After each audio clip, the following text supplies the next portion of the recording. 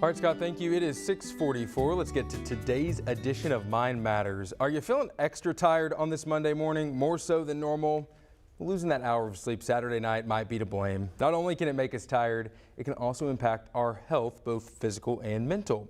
Evidence shows a connection between springing forward every March and increased risk of adverse cardiovascular events, motor vehicle crashes, and mood disorders. With that in mind, the American Academy of Sleep Medicine believes seasonal time changes should be abolished in favor of a fixed national year-round standard time. That's what we just left. So there's often debate about getting rid of daylight saving time across the country, and that is just one of the arguments right there.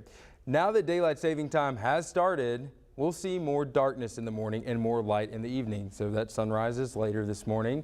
There's evidence that the body clock doesn't adjust to that even after several months. So the Academy of Sleep Medicine says the misalignment between your circadian rhythm and your biological clock can lead to so-called social jet lag. That's been associated with the increased risk of obesity, metabolic syndrome, and depression. So we want to avoid all of that. So here's some tips for dealing with the adjustment. These are from the Sleep Foundation. First, get outside. Light drives our circadian rhythm, so getting outside after the time change can help your body's internal clock adjust.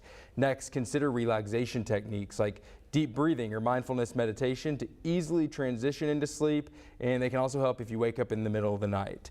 Eating a balanced diet with lots of fruits and vegetables has been linked to better sleep.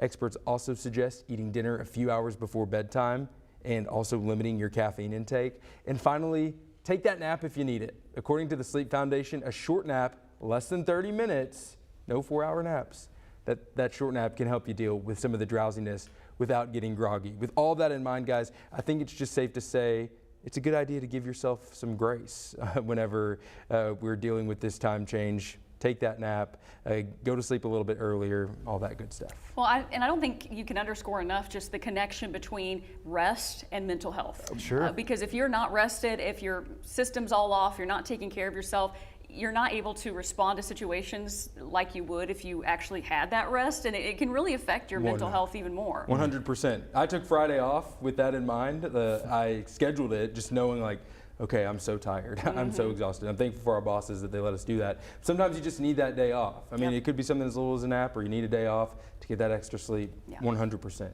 Do what you got to do. Right.